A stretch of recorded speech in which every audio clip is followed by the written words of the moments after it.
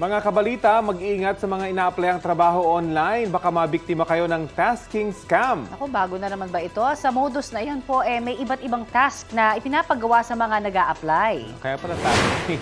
Kwento ng biktimang si John Alin. Sa umpisa ay pinagdeposito siya ng 100 pesos kapalit ang ilang items na kailangan niyang ibenta. Nagawa niya ito at nagka-komisyon pa. Hanggang sa umabot sa tinatawag na VIP 3 ang mga task kung saan ang pwede niyang makuha ay 88,000 pesos. Pero kailangan niyang magdeposito ng 32,000 pesos para sa tasks. Nagawa niya ito at i-withdraw na sana ang ipinangakong komisyon. Pero pinagbabayad siya ng tax na 17,000 pesos. Hanggang sa hindi na niya makontak ang umano'y employer.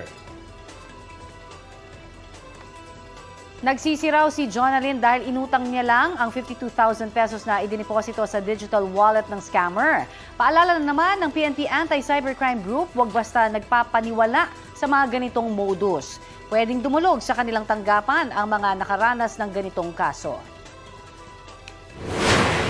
Halos hindi na ako makakain.